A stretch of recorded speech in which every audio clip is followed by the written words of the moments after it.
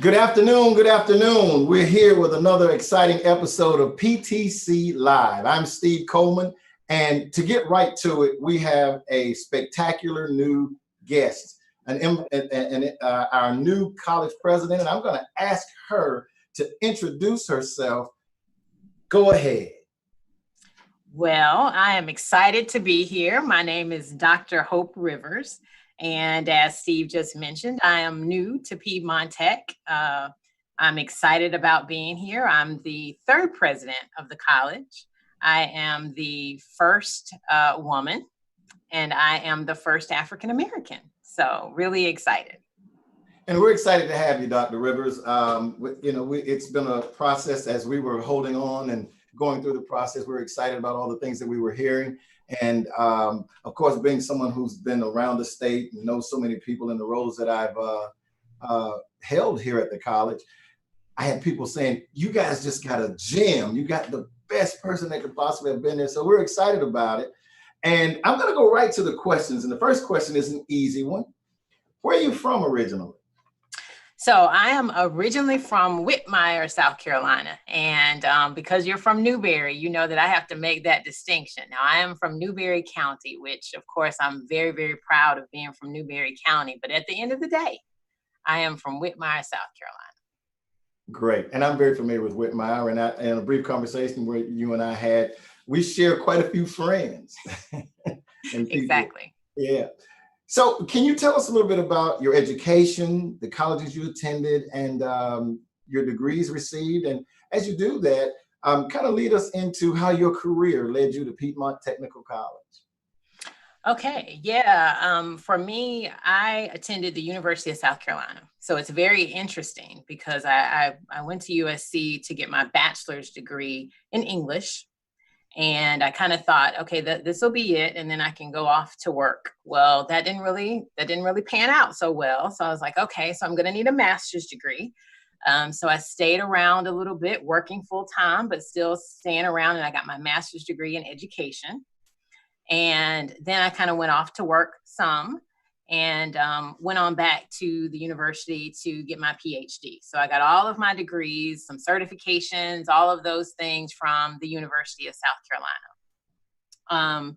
In terms of my work, I think that's what you asked me kind of next. Mm-hmm. I started off, I'll kind of look at education. In terms of education, I started off working with TRIO programs. Okay. Upward Bound. I was an Upward Bound counselor. After being with TRIO programs, probably for about 2 years or so, I moved on to become the program manager for student support services. So still with TRIO. Mm-hmm. I taught 3 classes. I was an academic advisor. I was absolutely loving life at that time. Working with the type of students that really interest me, which is their first generation, low income, college student, all of that. And what kind of started to happen for me, though, Steve, is that I started to have questions about the policies that I was given. These are things that I was told. You have to do this, you have to do that. So kind of the inquisitive part of me started thinking, well, golly, who made these decisions? You know, how did this come to be? So from kind of that, I started to look a little bit broader and like, I might be able to help the students more if I had a seat at a different table, not necessarily hands-on with the students, which is what I absolutely loved, but I felt like I might be more helpful if I could understand kind of some of the policy work.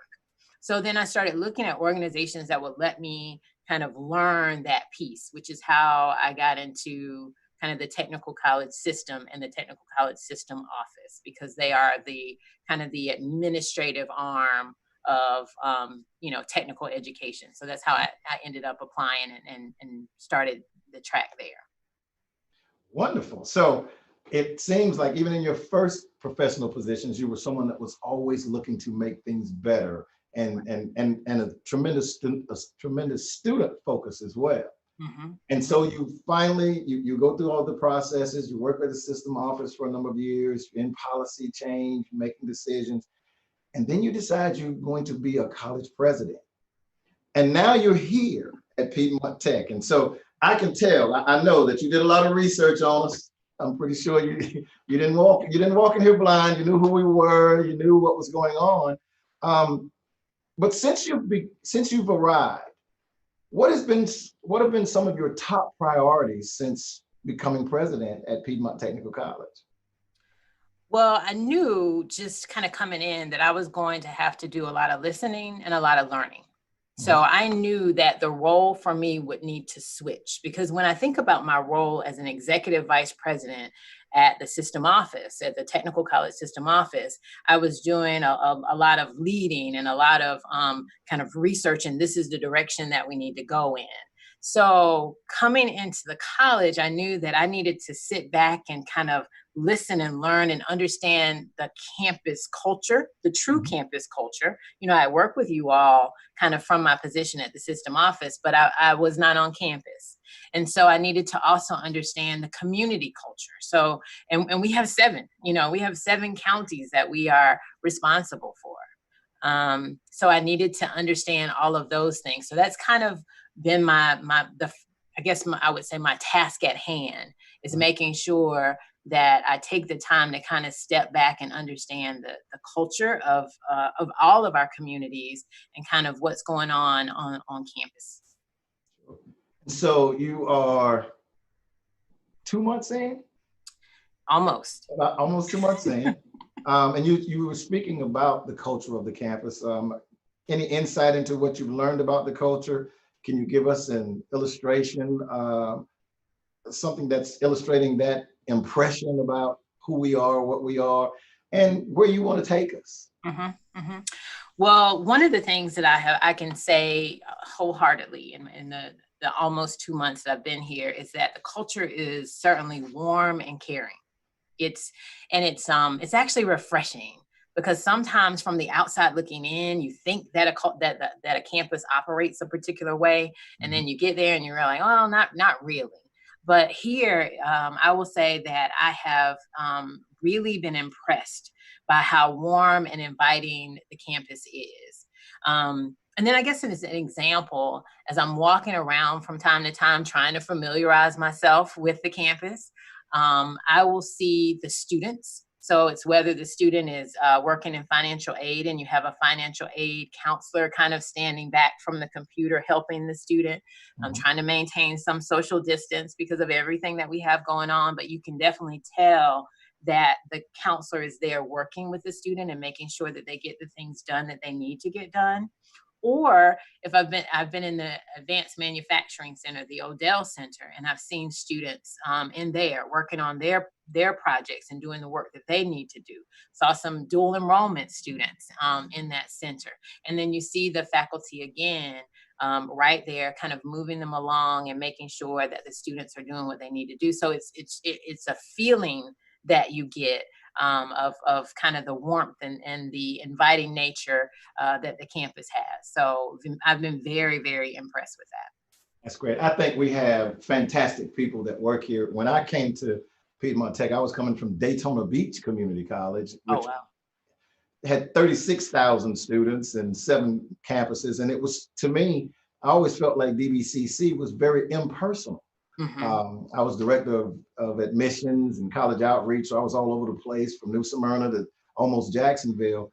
And when I got here to Piedmont, it is a very personal, not only a personal institution, but an institution that has personal relationships with the community it serves. Right, so, right. Yeah, I definitely agree with that. And I look for that, because for me, authenticity matters. So, how authentic are you? Are you helping the student because you have to, or are you helping the student because, that's your job? And that's not what I feel. I mean, and you can see the students, even behind their mask, you can still see in their eyes that they're smiling, or that you can see that they're excited that I may have walked through, and I can hear them whispering from time to time, I think that's the new president, it's gone well. Yeah, that is great. And so you've got to make your rounds, and you've got to visit some of our campuses. Now, it's a little bit different than being at the system office and you want to go visit Midlands Tech. You got to go through some stoplights. You got a lot of traffic. You're going to visit some of our campus. You got to go through some cattle. You got to go through hay bales and fields to get to some of our campuses. How many of our campuses have you visited so far? And what have been your impressions of our county campuses? Yeah, well, in this role, so I'll talk about not necessarily campuses that I had the opportunity to visit kind of beforehand, but in this role, since I've been president, I've actually visited 3 campuses so far. And my impression, I've enjoyed my time there. I've spent the day there. So I encourage you or anybody else to ask the staff about my visit. I'll speak to Newberry first. I was in Newberry just spending the day. I've had an office in the back, just a space to kind of be in. And I asked them about the microwave. I said, well, where's the microwave? And I know they were like, what do you need with the microwave? And I was like, because I'm going to warm up my lunch because I will be here all day. And I'm just going to act like I'm at home. And I think that is the benefit of being from the area and feeling very comfortable knowing that, I'm going to be back here. I'm not going to be in the way, and certainly just getting used to the environment. And I did pretty much the same thing when I visited McCormick. So it's going really, really well. Well, that's excellent. Glad you had that great experience. Next time you're in Newberry, I could have my mom drop off some goodies for you. Some lunch.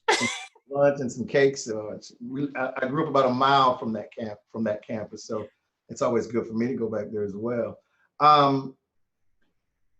Change is inevitable because growth is inevitable, and I'm sure as you looked around our campuses, there are some things that you're seeing that in terms of the needs that we need to meet in our community. So could you comment on any ongoing needs for access to higher education in our region and your perceptions on how we might better serve our students? Well, I think that the most important thing that we need to do right now is market ourselves. I think we need to really be out there letting the students know that Piedmont is here. So when I say here, we are here certainly in Greenwood, but at the same time, we are in McCormick, we're in Saluda, we're in Edgefield. I mean, I can name all of the counties. And I think it's really important that the students recognize that they have a campus that's right. It was built for them. I mean, that's why we exist. We're right there so that your ride is about 15 minutes from your house, just like you just said. And I want students to make sure that I want to make sure that students know that. I think the other piece that I want to make sure that students and parents are aware of, prospective students and parents are aware of, is that with Piedmont, you can go to school for free or nearly free. So, we have done the hard work that needed to be done for higher ed to kind of remove the barriers of finances. So when we look at a lot of the scholarship programs that we are able to offer, a student really can come in and get a quality education from us at little or no cost. So I think that those things are important. I also think for adults, sometimes we think our moment is past, but your moment has not passed. If you are interested in going back to school, learning a new skill, then you certainly can come in and take some academic courses if you so choose, or you could go on the continuing education side. And I think we have to promote that a little bit more, making it very clear to folks that continuing education is certainly an option for them. And what if you just want to take a class or two? Sometimes I know folks that are like, I want to do my own taxes. Well, we have those classes for folks to take as well. So really getting out there, Steve, and really just helping folks to recognize that, we cover the gamut. What is it that you need? If you can come in and tell us what you need, then that's what I want to make sure that Piedmont is doing. But I want to take the conversation just a little bit further to make it clear that when I say we cover your needs, we're also talking about community needs. Do you need to have a meeting? Are you looking for a facility? Well, of course, COVID has limited some things, but we're not going to be in COVID forever. So if you need to have a meeting, then come to our campus and have that meeting. And many of our campuses are designed where, do you need to have a wedding? Are you getting married? So we have facilities also available for folks that, when you're having a special moment, whether it's a meeting or wedding or this or that, we truly are that community college. We are there for the community. So when you ask, what do I want people to know? I want them to know that, and I want them to feel at home when they contact us. Yeah, I think that's tremendously important as well, Dr. Rivers. In my role at the college, I'm out in the community quite a bit, working with different areas, working with different associations, organizations, and schools. And one of the things that I find that, particularly in our high schools in our areas now, is that Piedmont is still growing in the minds of today's students. Our newer students with things like you talked about, Greenwood Promise and accessibility. One of the things that's changing from my first years here in 2003 to now is that I think students are understanding what the truth is about the community college aspect of Piedmont Tech. It had been deemed an industrial institution, but now our programs like, our transfer programs and other programs are now starting to get a new look, if you will, and our counselors are promoting, and people are starting to understand and really lock into those opportunities to transfer to Clemson and Carolina and Lander and other institutions, and they're believing in us more now. Right. And that only bodes well for us. Tell me what you think that Piedmont Technical College is doing right. That's an interesting question. Yeah. What are we doing right? Oh, there are a lot of things that we're doing right, but I'll hit a couple that come to top of mind. Dual enrollment. We Yes. are doing dual enrollment right. And if you are a parent and you happen to be listening to this, I would encourage you to look at Piedmont and think about whether or not you would like for your kid to kind of get a jump start on their college career.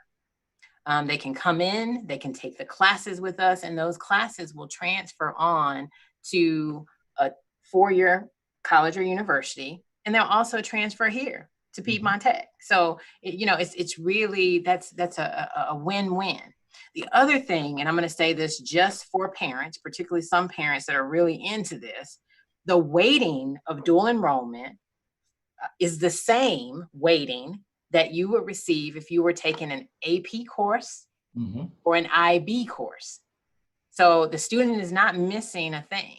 So I think that we do dual enrollment well. We offer wraparound services. So it's not like we just ask the student to come in and take the class and then, they don't know who their professor is or where the library is or any of those things. We're making sure that they have all of the services that they need in order to be successful. So I love our dual enrollment program. I would put it up against anyone else's and feel like I'm going to win every single time. The other thing that I think we do really, really well is economic development. I mean, our arm of economic development is stellar.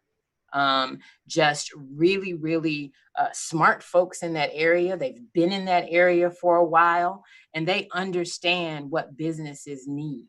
And so one of the things that we do really well is work with companies. We make sure that the training that our students receive is appropriate for the jobs that they are going to have in the future. So I think our economic development arm and making sure that we are, always relevant, I think is really, really important, and relevant programs, so on and so forth. The last thing that I would say that I think that we are starting to do better is, and it gives us a competitive edge, and we're going to just get better and better and better with it, is apprenticeships. Just understanding the importance of not just your traditional apprenticeship programs, but also looking at youth apprenticeship programs. So this is to any parent, again, that's paying attention and listening. If you are trying to think of a way for your kid to kind of get going in a particular field, then apprenticeships are a wonderful option and opportunity for them. Apprenticeships kind of guarantees students or folks a scalable wage. So you might start off at $10. Well, part of that program is to make sure that your wage increases. So yeah, some really exciting things that we're doing well, and I'm going to stop there because you'll get me started on kind of where we're going and where all of that.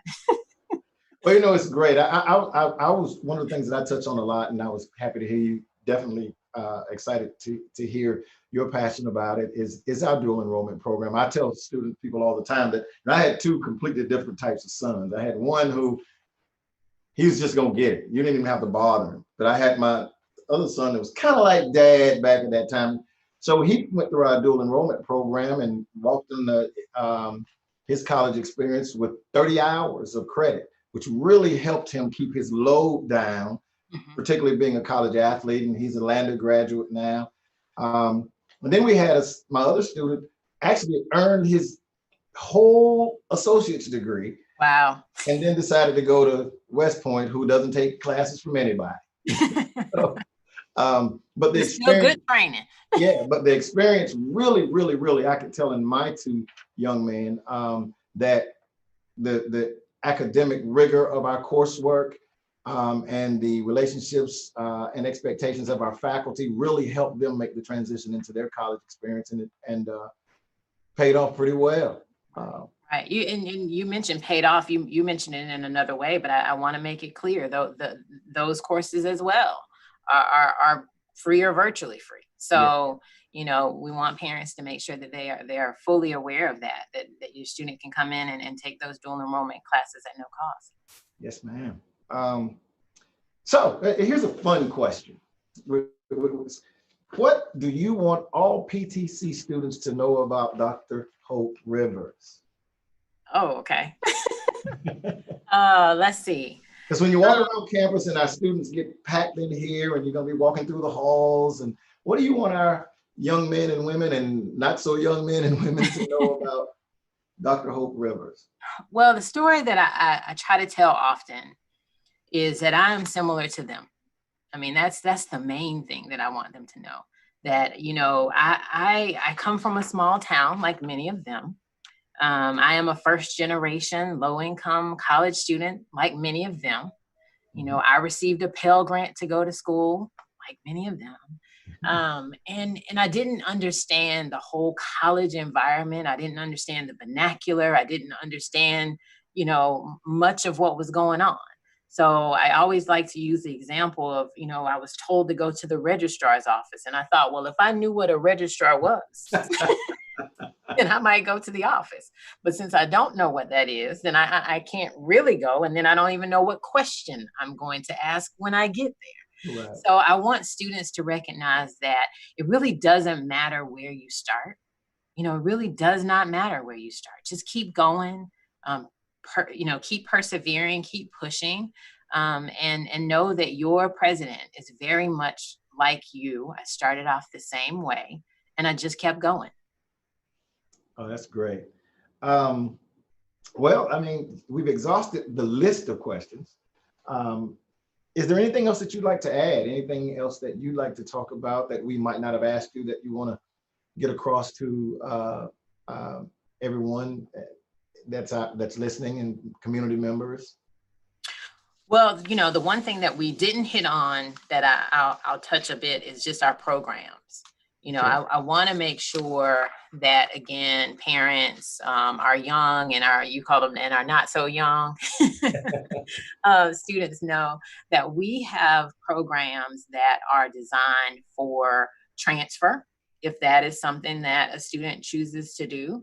But we also have those technical programs that will give you the entire skill set that you need in order to go straight into the workforce. Mm-hmm. So sometimes we talk a lot about advanced manufacturing. So, the students will hear about Samsung. They'll know that, something is going on at Beijing, that kind of thing. But what we sometimes forget to tell them is that many of the nurses that you see in the doctor's offices and the hospitals and things like that, those RNs, they come from Piedmont.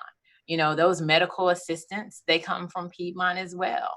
If we think about, kind of a sad time in our lives, but we all, have had a moment where we've needed to, have a funeral funeral services. That's a program that's here at Piedmont. There's training for that here, at Piedmont. So I just want folks to recognize that when you're thinking about Piedmont Technical College, you're not limited really in any way. I mean, if I mentioned before, if you're accounting classes and things like that, those are things that we offer here at Piedmont too. So again, just kind of thinking about relevant programs and training.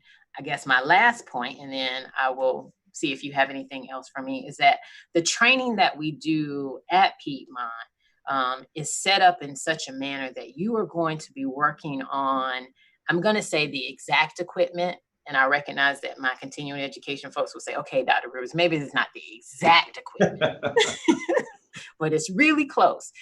You are going to be working on and working with the equipment that you will see out in the workforce. So we're not pretending, that we are training you for particular jobs.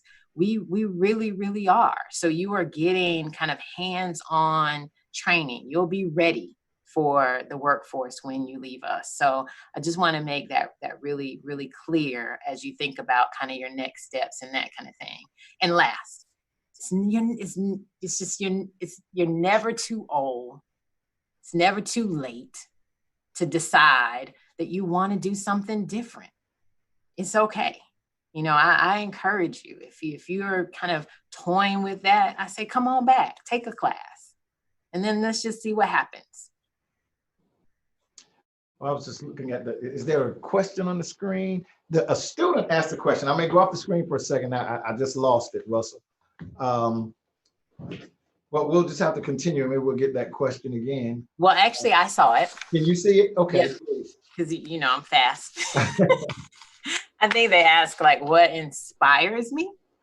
And so for me, I'm often inspired. Well, I'm inspired by young people. For a long time, you hold on to your youth and you think you're one of them until you look around and you're like me and you have a student that's about to you have a child that's about to go to college and you realize, okay, so I'm not so young anymore. But I'm certainly inspired by young folks and their willingness to really to get out there and try to make the world better. And all of the, I guess, love and respect and this, that, and the other that they have for kind of each other. I mean, they really are kind of redefining, what community looks like. And I'm inspired. I'm inspired by what they're doing. And I guess right now, that's one of the things that's kind of top of mind. Oh, that's great. Well, again, we've come to the end of the questions. I'd just like to say we're excited to have you. I'm sure that anything that you would like to know from us, just give us a call. Your team of people who are going to be supporting you 100% as our new president.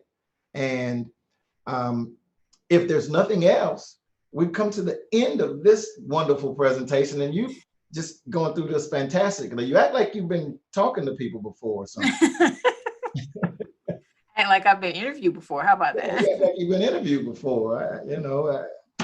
We try to make it as comfortable as possible. No pressing questions or anything. Well, I appreciate it, and you did a great job of serving as the person that was interviewing me. They told me that don't even worry about it. He will fill in all of the space and all of the gaps, and you did a fantastic job. So no complaints. All right, well, Dr. Rivers, thank you so much for spending this time with us on PTC Live. For all of you that are out there that still have questions, we'll get to those questions, and we'll be reaching out to you to answer those questions. But we look forward to your continued support and learning more about Piedmont Technical College, our leaders, our programs, and our services to the community. And with that, I'm going to wrap up this episode of PTC Live. Have a great day.